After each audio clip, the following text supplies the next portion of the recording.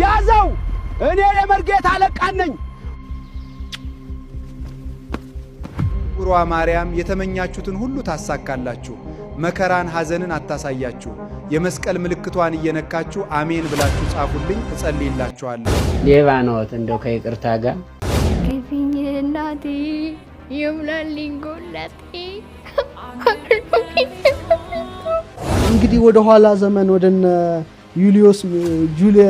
ዩሊዮስና ጎርጎሪዮስ መንፈስ ተመልሰን ኢትዮጵያን 30 አድርጎ ማመሰቃቀል ማለት የመጨረሻ የጨለማ ኢራ ማለት ያ ነው።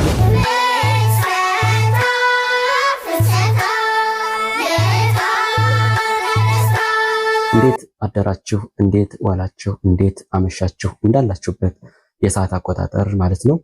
እንኳን እጅግ በጉጉትና በናፍቆት ለምንጠብቀው ለጾመ ማርያም ወይንም ለጾመ ፍልሰታ በሰላም በጤና አደረሰን አደረሳችሁ። እንግዲህ በዚህ ቻናል እስከዛሬ ድረስ የተለያዩ ትምህርቶችን፣ ዝማሬዎችን ስናቀርብላችሁ ቆይተናል። ከዚህ በኋላ ደግሞ እንደ እግዚአብሔር መልካም ፈቃድ የተለያዩ ቪዲዮዎችን ያመጣን አብረን እየተወያየን እየተማማረን እንቀጥላለን። ለቻናሉ አዲስ የሆናችሁ ቻናሉን ሰብስክራይብ በማድረግ እንዲሁም ነባሮች ደግሞ ላይክ፣ ሼር፣ ኮሜንት በማድረግ እንድትደግፉኝ በትህትና እጠይቃለሁ። እስከዛሬ ድረስ ደግሞ አብራችሁን ለነበራችሁ ልባዊ ምስጋናዬን አቀርባለሁ። 40,000 ሰብስክራይበር በቅርብ ገብተናል። እጅግ ከልብ አመሰግናለሁ። እግዚአብሔር ይስጥልን። በቀጣይም አብራችሁኝ እንደምትቆዩ ተስፋ ያደረኩኝ። ዛሬ እስኪ በመልካም ነገር እንጀምር። ዶንኪ ቲዩብ ላይ የቀረበች አንድ ድንቅ ልጅ ነበረችና ከርሷ ብዙ የተለያዩ ነገሮችን መማር እንችላለን ብዬ ስላሰብኩኝ በሷ መጀመርን መርጫለሁ። እኔ በግሌ በጣም ብዙ ነገሮችን ከሷ ተምሬያለሁ። እስኪ የሷን ቪዲዮ በጥቂቱ አይተን እንመለስና የራሴን ሐሳብ ደግሞ እሰጣለሁ ማለት ነው። ወደ ቪዲዮ። አዶት ማለት ግን ምን ማለት ነው? መሸጋገሪያ ማለት ነው። ዋው ይገርማል። አንቺ መሸጋገሪያ ስለ ኢየሱስ ክርስቶስ በተሰቀለ ጊዜ 3 ቀን አርፎ ነበረ። የዛን ጊዜ ደግሞ ንጹሃንን ለማውጣት የገነት በር ተዘግቶ ስለነበረ ወደ ሲኦል ሄዶ ነበር። ስለዚህ እኛን ከሀዘን ወደ ደስታ ከሲኦል ወደ ገነት ሲያሸጋግረን ማዕዶት ብሎን ያሸጋገረ። ግሩም ነው። የተወለድሽው ያደግሽው የት አካባቢ? ፊላንስ። ማታ ከመተኛትሽ በፊት የምታረጊው ነገር አለ? ካመመኝ ሰላም ለኪ፣ ግን ደህና ከሆንኩኝ ውዳሴ ማርያም እንዳይቆመኝ። በስመ አብ ወወልድ ወመንፈስ ቅዱስ አሐዱ አምላክ።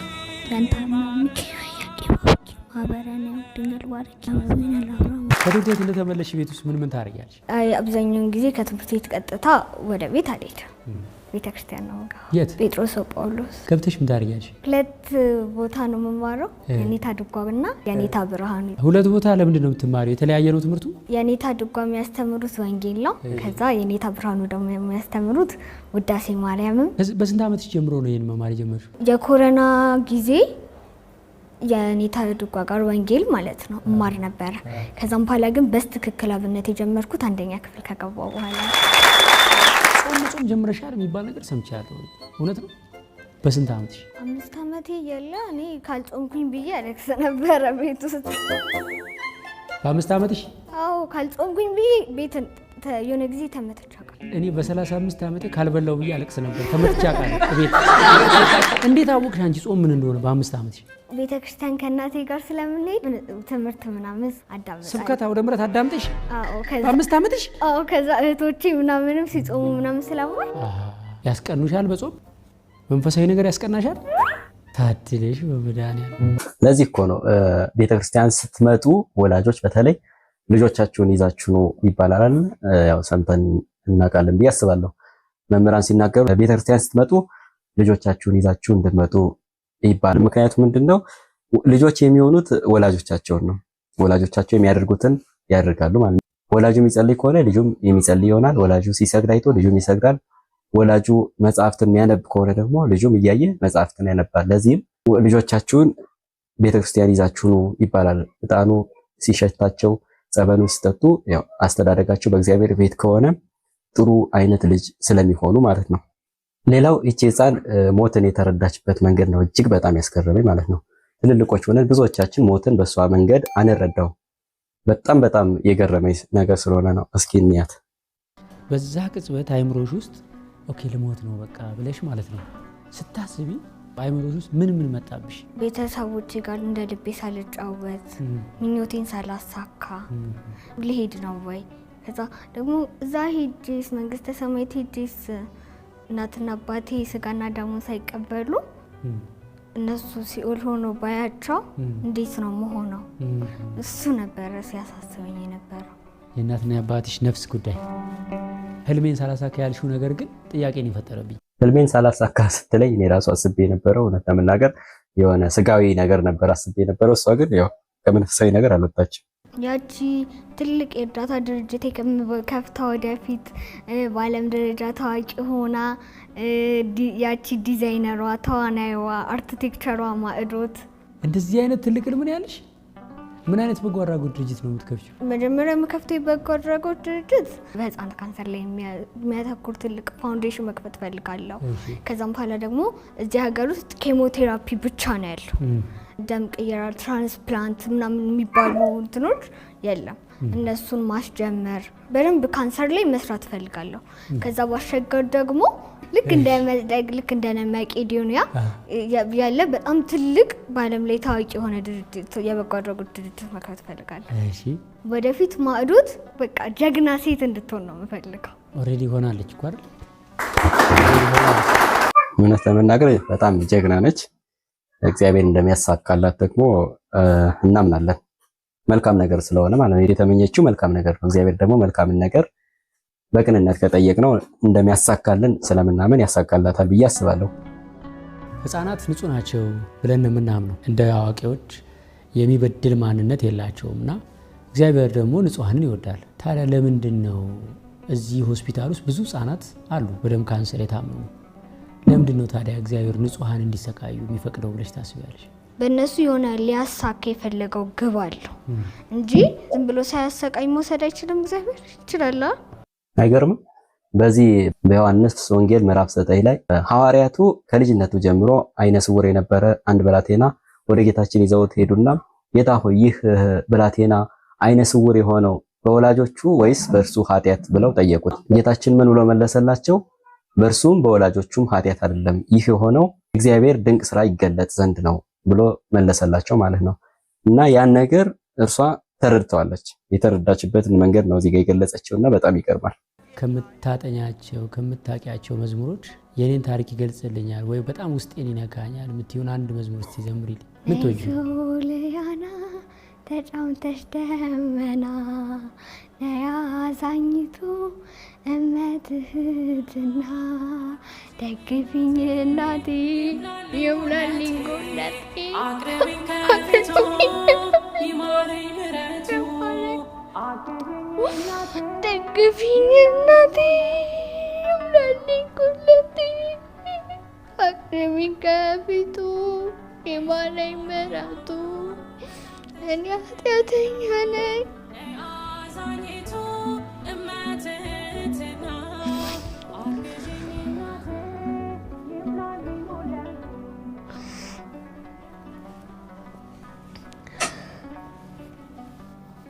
አይዞሽ በቃ ተይው ይበቃል። ዝማሬ መላእክት ያሰማልን፣ መንግስተ ሰማያት ያወርስልን።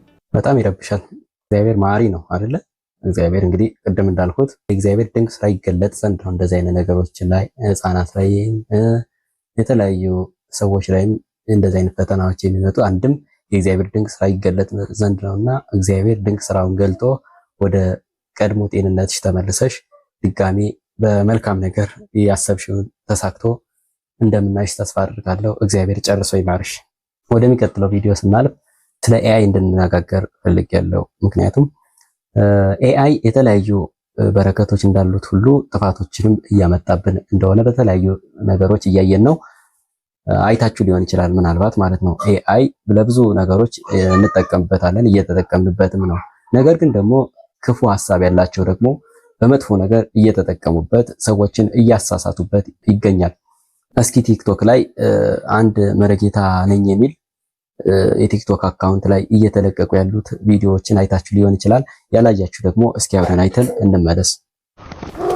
ያዘው እኔ ታላቁ መርጌታ ነኝ። የሀብት የአይነ ጥላ የመተትና መስተፋቅር እሰራለሁ። እኔ ሁሉን አድናለሁ። የጠንቋይ ንጉሥ ነኝ። ደውሉ። ውጣ ብያለሁ። በልጅቷ የገባህ ሰይጣን። እኔ ታላቁ መርጌታ ነኝ። ያዘው ያዘው። እኔ የመርጌታ አለቃ ነኝ። የሚገርማቸው የቤተክርስቲያናችን ጥላ እየተጠቀመ እንደዚህ በኤአይ ቪዲዮዎችን የካህን ምስል ሰርቶ በጅብ እየጋለበ እንደዚህ የተለያዩ አስጸያፊ ነገሮችን እየሰራ ሰዎችን ያሳስታል ማለት። ደውሉ እኔ መተት እሰራለሁ የሰይጣን የዲያብሎስ አለቃን እያለ ስልክ ቁጥሩን አስቀምጦ ሰዎችን ያሳስታል ማለት ነው። ብዙ ቪዲዮዎች አሉ እንደዚህ የተሰሩ እዛ ቲክቶክ አካውንቱ ላይ ማለት ነው። ከትንሽ ጊዜ በፊት በስራዬ ኪሳራ አጋጥሞኝ ኑሮ ከብዶኝ ነበር። አሁን ግን እድሜ ለመርጌታ ይሄን የመሰለ ልብስ መሸጫ ሱቅ ባለቤት ሆኛለሁኝ። እናንተም እየደወላችሁ አማክሯቸው። የጠንቋይ ንጉሥ ነኝ። የዓለም ጌታ ነኝ። ለሀብት ለመስተፋቅር ለገበያ አናግሩኝ። የሚገርመው ይህን አይተው የሚሳሳቱ ብዙ ሰዎች እንዳሉ ነው የሰማሁትና ገንዘብ የሚልኩ የዋሃን አሉ። ይህንን እውነት መስሏቸው ማለት ነው። ነገር ግን ከእውነት የራቀ ፍጹም ውሸት መሆኑን ደግሞ መጋቤ ሐዲስ መምህር ሰለሞን ደግሞ ደውሎ እንደ ተገልጋይ ሆኖ አዋርዷቸው አጋልጧቸዋል ማለት ነው። እሱን ቪዲዮ አይተን እንመለስ።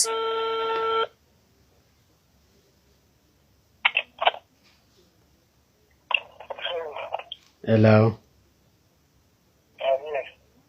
ሰላም። እግዚአብሔር ይመስገን አባቴ፣ ደህና ነዎት?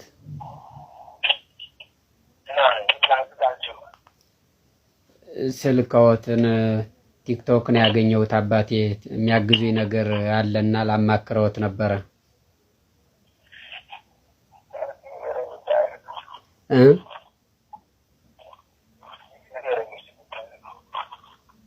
ገንዘብ እሰራለሁ ይበተንብኛል እና ከኪሴም ዝም ብሎ ይጠፋብኛል።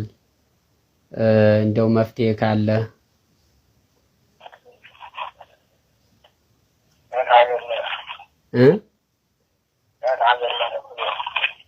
ደሴ ነኝ። ደሴ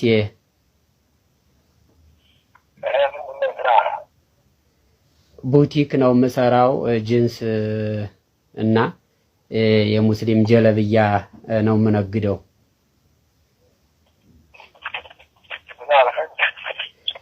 ጂንስ ሱሪዎች እና የሙስሊም የጀለብያ የለም፣ እሱን ነው የምነግድ።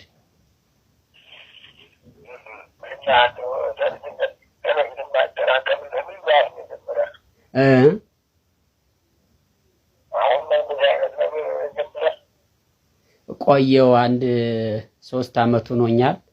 አንድ አይሱዚ ብቻ ነው የገዛሁት አለኝ። እሱ ግን በሁለቱም እሰራለሁ፣ ይበተንብኛል። አባቴ እንደው መፍትሄ ይስጡ ብዬ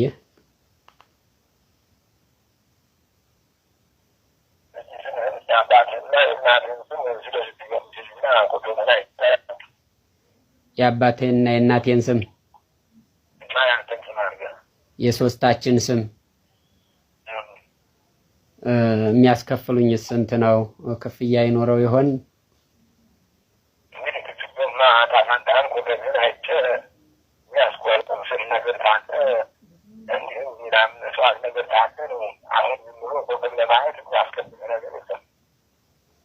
እሺ፣ እኔማ ወረፋዬ ይበዛል ብዬ አያነሱልኝም ብዬ ነበር። አመሰግናለሁ በጣም።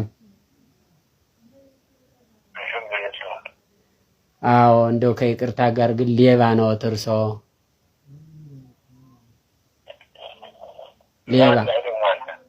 ሌባ ነው እንደው ከይቅርታ ጋር ምንድነው የሚያጭበረብሩት ህዝብን?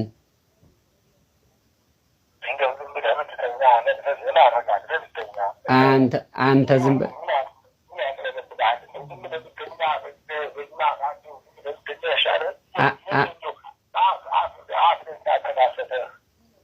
ይኸውልህ አሁን ቀጥታ ስርጭት አሌባ መርጌታ ደባስ የሚለው ይሄ በኤአይ ታላቁ መርጌታ እያለ ጥላ አስይዞ የቤተ ክርስቲያን ጥላ አስይዞ የሚያጭበረብረው ሰው ነው። እንግዲህ ይሄ የአባትህን ስም የእናትህን ስም አፈርግባ እንደ ድንግል ማርያም እንደዚህ አይነት ሌቦች ናቸው እንግዲህ ህዝቡን ጥርቅ እያደረጉ የሚበሉት።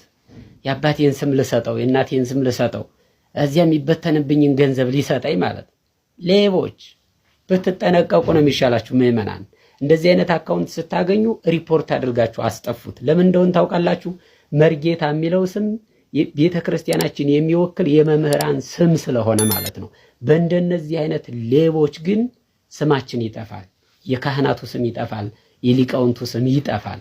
አያችሁ፣ ኦርቶዶክስን ተጠግተው ነው እንግዲህ እንደዚህ የሚዘርፉ ህዝብን እና ጥንቃቄ እንድታደርጉ ነው። አያችሁ ግን ሊበላ ማለት ነው። በቃ የሚገርም እኮ ነው። አሁን እኮ የክርስትና ስማችሁን የእናት አባታችሁን ስም የምትልኩ ትኖራላችሁ። መድኃኔዓለም ይቅር ይበላችሁ ድንግልን።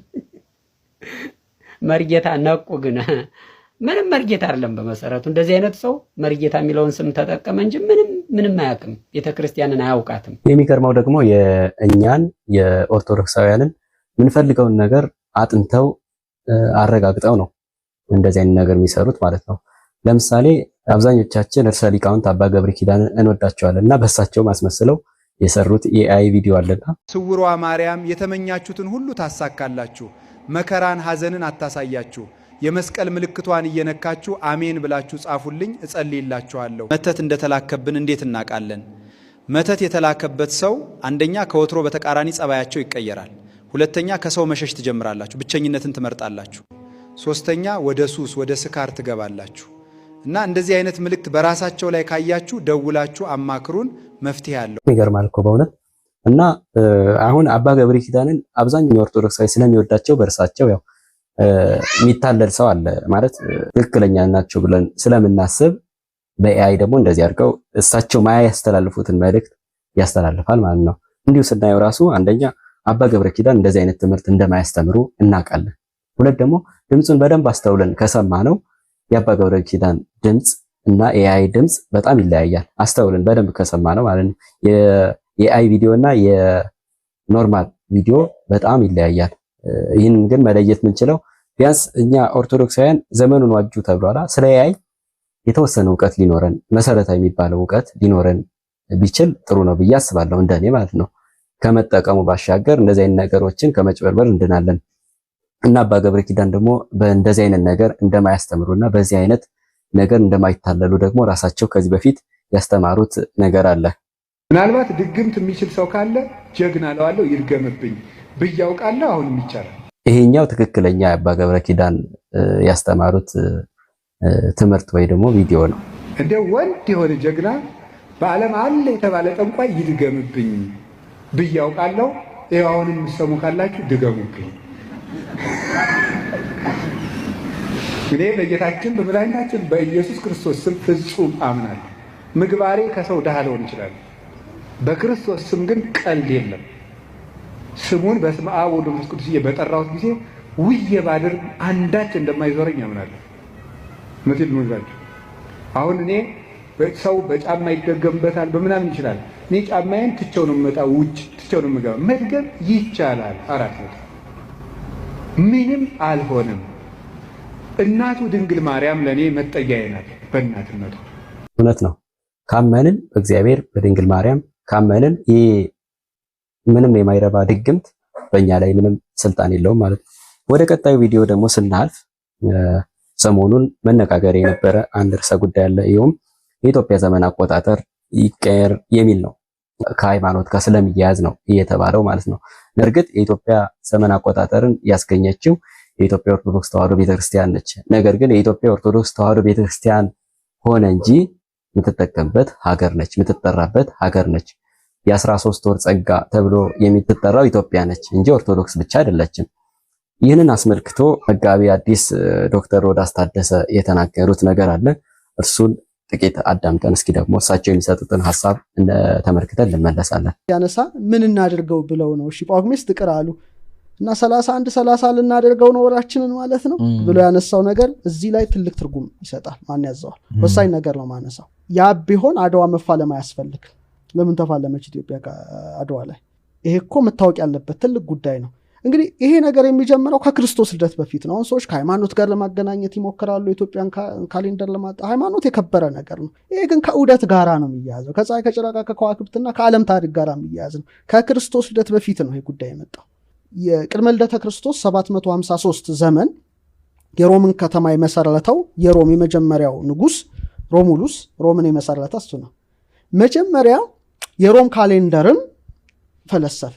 አሁን ይሄ ሁሉ የሮም ካሌንደርን ተቀበሉ ካልሆነ በቀር ትርጉም የለውም።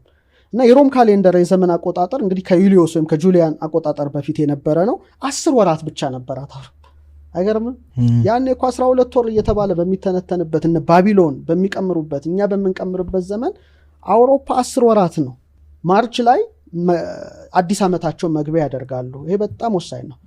ማርስ ማለት ደግሞ የጎዶፎር የጦር አምላክ ነው። ወሩ ራሱ በጣዖት ስያሜ የተሰየመ ነው አብዛኛው ወር። ስለዚህ ምን ያደርጋል መሰለ ወራቹን ግማሹን 30 ግማሹን 31 ኢቭን ነምበር ለነሱ ጥሩ አይደለም። አሁን ሙሉ ቁጥር ማለት ነው። ጎዶሎ ቁጥር በጣም ይወዱ ነበር። ስለዚህ ለሚፈልጉት 31 31 እያደረገ ቀጠለና የሚገርመው ጥርና ፌብሩዋሪ ወይም ጃንዋሪና ፌብሩዋሪ የሚባል ወር አልነበራትም አውሮፓ። የቀኝ ግዛት ቀንበር ተጭኖባቸዋል። ኢትዮጵያውያን ግን ይሄን ታሪክ ለማቆየት ነው ያን ሁሉ ደም ያፈሰሱት ማለት ነው። አድዋ ላይ ፈሰሰው ያ የከበረ ደም በጣም ጎልድ የወርቅ ደም የፈሰሰ ደም ጠብቋታል ኢትዮጵያ። ስለዚህ የዓለም ታሪክ ጠባቂ ናት። አንደኛ ይሄ ሁሉ የመጣው ከሮም ነው። ታውቃለህ፣ ሮም ላይ የመጣ ጉዳይ ነው። ቅድም ዶክተር የጠቀሰው የ7 ዓመትም ዲዮናሲዮስ ኤክሲጊዩስ የሮም መነኩሴ ነው። 7ቱን ዓመት የጨመረው 6ኛው ክፍለ ዘመን ላይ ኢትዮጵያ ብቻ 7ቱን ዓመት ጠብቃ ያለች ናት። አይገርም? ኢትዮጵያ ብቻ 11ዱን ዕለት ከግሪጎሪ የሮም ፖፕ ጠብቃናት። እነ ዩሊዮስ ካደረጉት ጠብቃ ያለች ናት። ስለዚህ በዓለም አቀፍ ደረጃ ብዙ ብትፈተን አይገርም ነው። ትሬዠር ነው ያዘችው ነው። ተራ ነገር ላይ እኮ እንትን አይሄድም አይደለ? ያው እንደምታውቁት እንግዲህ የፈረንጆቹ ወይም ግሪጎሪያን የቀን አቆጣጠራቸው የወሩ የቀኑ ስያሜዎቻቸው ከጣዖታት ጋር የተያያዘው ነውና ስለርሱ ደግሞ የተናገሩት ነገር አለ። ነገር ግን ወደዛ ነው እንመለስ እየተባለ ያለው ማለት ነው። ወደ ግሪጎሪያን ወይ ደግሞ ከሃይማኖት ነፃ ወደሆነ አቆጣጠር ይሽድ ወይ ደግሞ የግሪጎሪያን የፈረንጆችን አቆጣጠር እንከተል ነው እየተባለ ያለው። ነገር ግን የፈረንጆቹ የቀን አቆጣጠር ደግሞ ከምን እንደመጣ እንመልከት። ጃንዋሪ ጃኑስ ነው፣ ጣዖት ነው። አንድ ቀን ተጨመረለት ያው ለጣዖቱ ክብር ተብሎ። እንደገና ደግሞ ሴክስቲሊስ የሚባለውን ደግሞ አውግስጦስ ቄሳር ወደ 8 ዓመት ቀደም ይላል ከክርስቶስ ልደት በፊት። እዛ ላይ ደግሞ ስለ ክብሩ ኦገስት ደግሞ ኦገስት ተብላ ተሰየመች ይችላል። ለክብሩ ደግሞ እንደገና ከአንድ ዕለት ከሌላ ወር ተሰርቆ አንድ ዕለት ተጨመረ ማለት ነው 31። ታዲያ ኢትዮጵያ ዩሊዮስ ገዝቷታል ወይስ አውግስጦስ ገዝቷታል? 31 30 ልታደርግ የምትችለው ጃኑስን ታመልካለች አታመልክም? ፌብሩዋሪ ጣዖት ነው። ፌብሩም ማለት ነው። ማርች ማለት መጋቢት ማለት አይደለም ሲጀመር። መጋቢት ማለት ኢኩኖክስ ሳይንስ ነው። ቀንና ሌሊቱ እኩል የሚሆንበት የመመጋገብ ማለት ነው። በጣም ሳይንቲስቶች ነበሩ አባቶቻችን። በእውነት ለታሪክ ይቀመጥ ሳይንቲስቶች ነበሩ። ማርች ብትል ግን ማርስ የሚባል ዘጎዶፎር ነው የጦር አምላክ የተሰየመ ነው። መጋቢት ሚያዝያ ኤፕሪል ብትል አፍሮዳይት የምትባል የጎደስ ናት። እቺ ደግሞ ሴት ጣዖት ናት። ዘጎደስ ኦፍ ቢዩቲ ኤንድ ሜሬጅ የጋብቻ ለእሷ ክብር የተሰየመ ነው። ግንቦት ብትል ማያ የምትባል እቺም ጣዖት ናት። ዘጎደስ ናት። የእናትላት ዘመድ ናት ተብላ የምትጠራ ናት። ሰኔ ሌላ ነው። ሰኔ ብትል በኢትዮጵያ ወርሃ ዘር ሰናይ መልካም ዘር የሚዘራበት ወር ነው። ከዘር ጋር የተያዘ ነው። ጁን ብትል የጁፒተር ሚስትና እህት ተብላ የተመለከች ጎደስ ናት። ሐምሌ ብትል ሐመልማል በክረምቱ የሚለመልምበት ነው። ከተፈጥሮ ጋር አያያዛል። ጁላይ ብትል ጁሊየስ ቄሳር ነው። ነሐሴ ብትል ንሂሶት ማለት ጥብቀት ጽናት ማለት ነው። ምክንያቱም ዘሩ መሬት የሚይዝበት ነው። ኦገስት ብትል አውግስጦስ ቄሳር ነው። እንዴት የሰማይና የምድር ያህል እኮ ነው ልዩነቱ። ሴፕቴምበር፣ ኦክቶበር፣ ኖቬምበር፣ ዲሴምበር 7 8 9 10 ለኛ መስከረም 7ኛ ወር አይደለም። መስከረም ስትል መስ ማለት መስ የመሸ ከረም ክረምቱ የሚመሽበት ነው። መጸው የሚበትበት ለማለት ነው።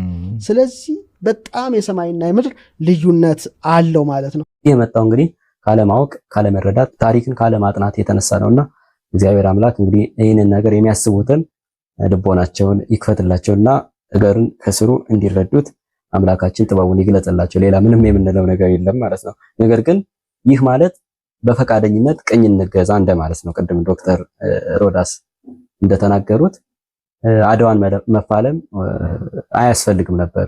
ምክንያቱም አድዋን የተፋለምነው ማንነታችንን ለማስጠበቅ ነፃ ሀገር ነፃ ማንነት እንዲኖረን እስከሆነ ድረስ ይህንን ነገር ምንቀበል ከሆነ አሁንም በፈቃደኝነት ንግዙን ብሎ እንደ መቁጠር ይቆጠራል ማለት ነው። ወደ ቀጣዩ ቪዲዮ ስናመራ ሰሞኑን እጅግ የምንወዳቸውና የምናከብራቸው መጋቢ ሐዲስ እሸቱ አለማየሁ አዲስ ስቱዲዮና የዩቲዩብ ቻናል አስመርቀዋል።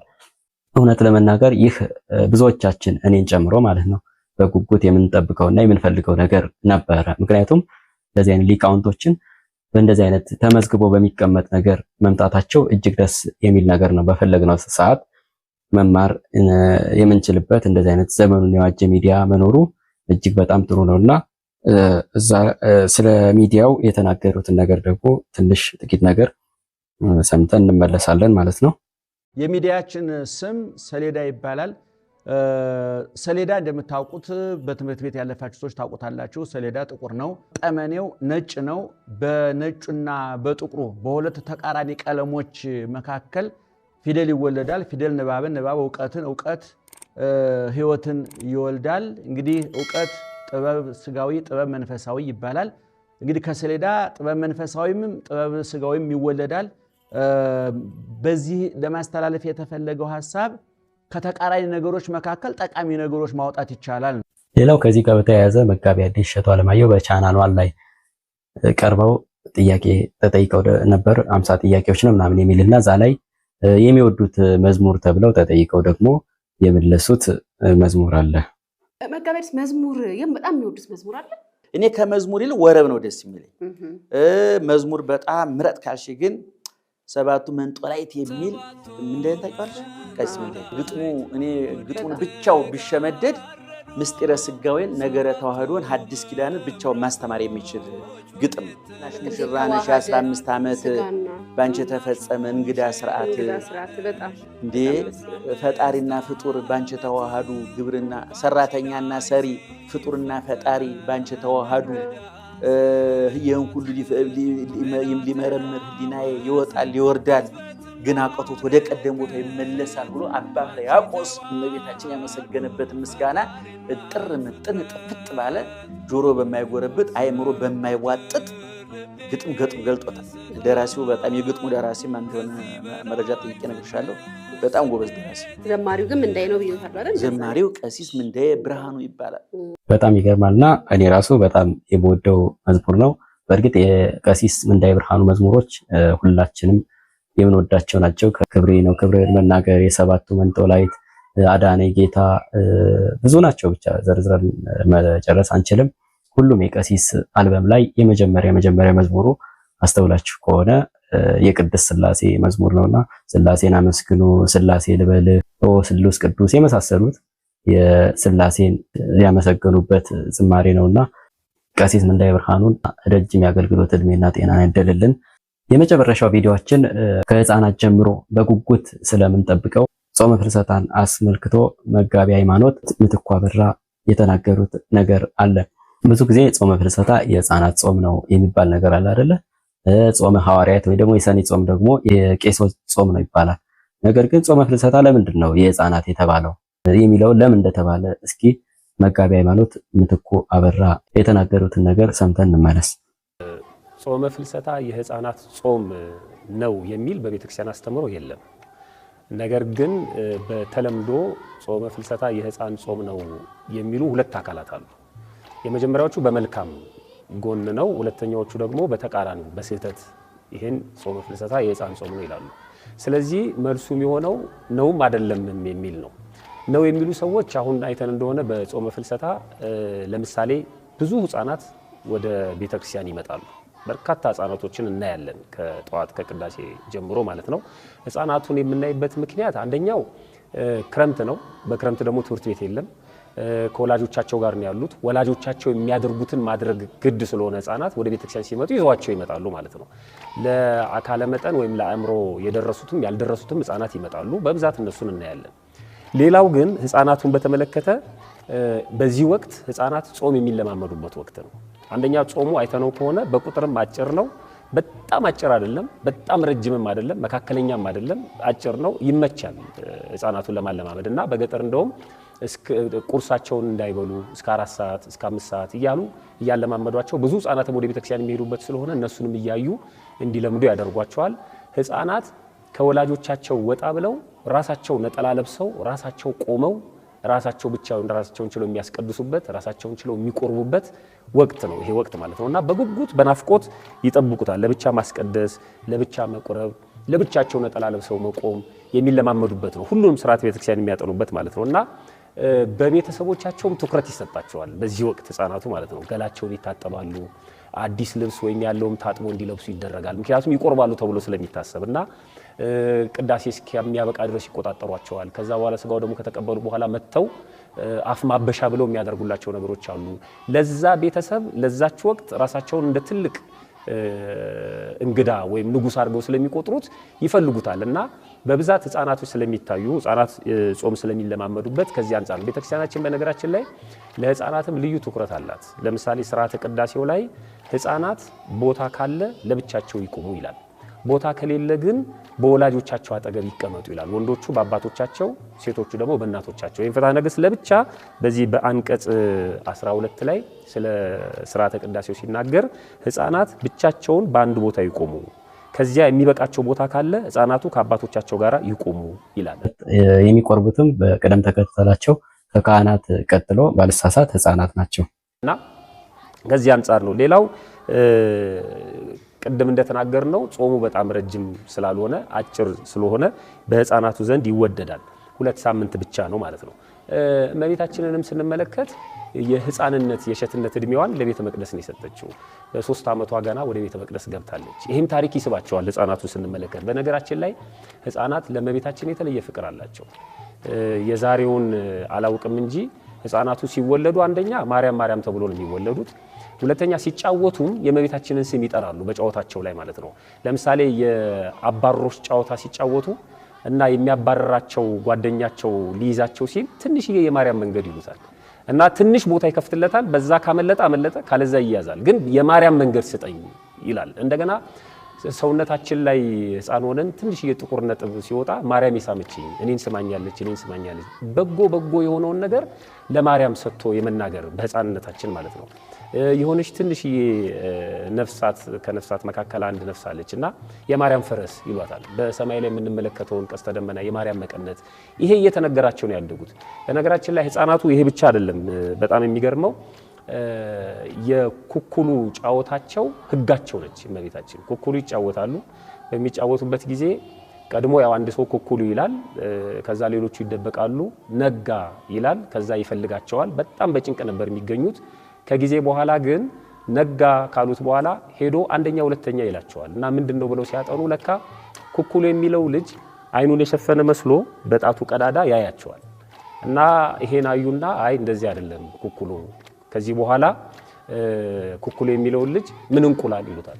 ድፍን ያየ እንደሆነ የማርያም አይነን ድፍን የማርያም ስም ስለተጠራ እሱም ጨፍኖ ተደፍቶ ነው ኩኩሉ የሚለው እና የኩኩሉ ህጋቸውም ነች። ስለዚህ ህፃናት ከእመቤታችን ጋር የተለየ ፍቅር አላቸው። ጾሙ የማን ነው ሲባል የማርያም ጾም ነው። በዚህ ሰዓት ስለ እመቤታችን ስለ ቅድስት ማርያም በብዛት የሚነገርበት ወቅት ነው እና ያም ይስባቸዋል። ስለዚህ ህፃናት በብዛት ስለሚታዩ ሰዎች የህፃን ጾም ብለው በበጎ ይተረጉሙታል። ሌሎቹ ግን ሊበሏት ያሰቧትን እንደሚባለው ይሄ እኔን አይመለከተኝም የህፃን ጾም ነው፣ ልክ ጾመ ሐዋርያትን የሽማግሌ ጾም ነው እንደሚሉት ማለት ነው። በትክክል ባልሆነ አመለካከት የህፃናት ጾም ነው እንጂ ይሄ እኔን የሚመለከት አይደለም ለማለትም የሚጠቀሙበት ሰዎች አሉ። ይሄ ስህተት ነው። የህፃናት ጾም የሚባለው ግን አሁን በዘረዘርኳቸውና በተለያዩ ምክንያቶች ህፃናት በብዛት በዚህ ወቅት ስለሚታዩ ከዛ አንፃር ነው የህፃን ጾም። እንግዲህ ጾመ ፍልሰታ ሲባል መምህራችን እንደተናገሩት ከህፃናት ጀምሮ እስከ አዋቂዎች ሁሉም ሰው በጉጉትና በናፍቆት የምንጠብቀው ጾማችን ነው። ስርዓቱ ሁሉ በጣም የሚማርክ የሚመስጥ ጾም ነውና የቻልን ቅዳሴውን በማስቀደስ ያልቻልን ደግሞ ስራ ውለን ማታ በማሌቱ በሰዓታቱ እያደርን ከመቤታችን በረከትን እንድንካፈል አምላካችን ልዑል እግዚአብሔር ለሁላችንም ይርዳን። ቤተሰቦቻችን የዛሬው ቪዲዮ ይህንን ይመስል ነበር። በቀጣይ ደግሞ በሌሎች አስተማሪ ቪዲዮዎች በተሻለ ዝግጅት ተመልሼ እመጣለሁ ማለት ነው።